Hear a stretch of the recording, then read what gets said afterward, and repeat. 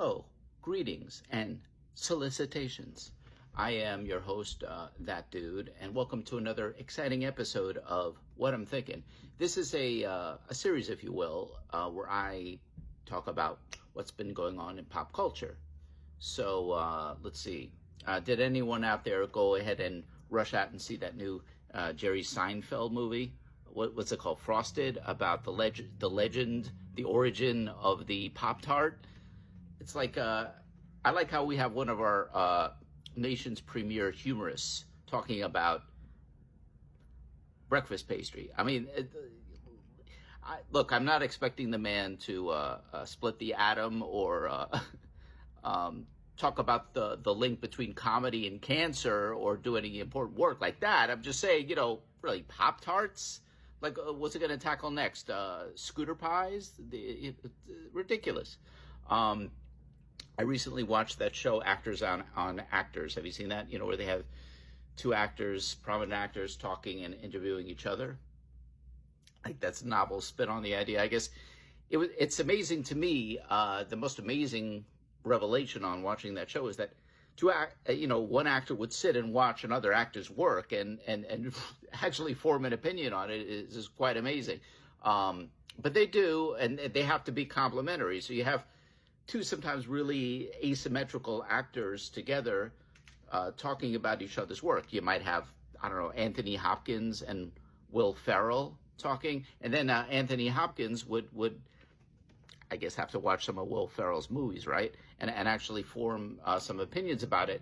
I can't do a Anthony Hopkins accent, but I'll try here. He'd have to say something like, Will, I saw Wedding Crashers, marvelous work.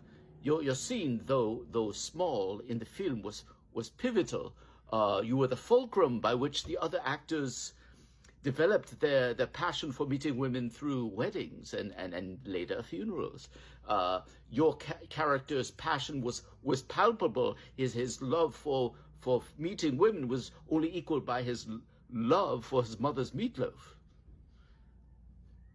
I don't know. I guess that's how that conversation something like that, would go.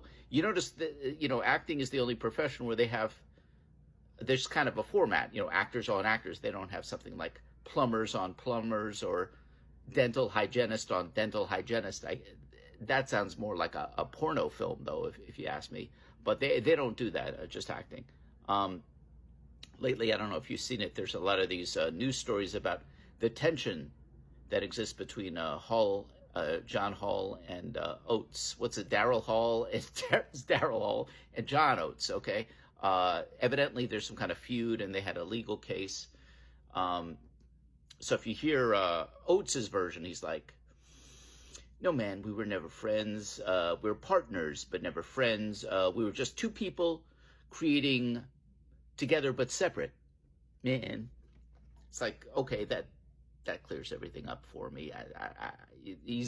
They're both really defensive because evidently, like I said, they're going through this law case. And I guess Oates would be like, claiming that he had the writing on all the songs.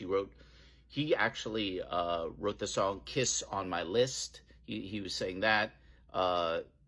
He was saying that the other guy wanted the song title to be something like You Kiss Me on the Wrist. I don't know if that would have sold as well. Doesn't have the impact, I don't think. Did anyone watch American Idol last season? They had the guy who came in second, what was his name? Will Mosley, like the name Will Mosley. Anyway, the guy who came in, he was a country singer, and his song, even before he started the show, was called Gone for Good, right? That was the title. And then the single he released after being on Idol was entitled Good Book Bad. You like these Cro-Magnon titles? It's like songs for the illiterate country fan. Like, what does this guy know? Only 2-syllable words or something? I mean, it's either his vocabulary or is extremely limited, or he has a real dim view of his audience's intelligence. One or the other. Anyway, that's been it for this week's installment of What I'm Thinking. I hope you enjoyed it, and I thank you very much for tuning in. Have a good rest of your life.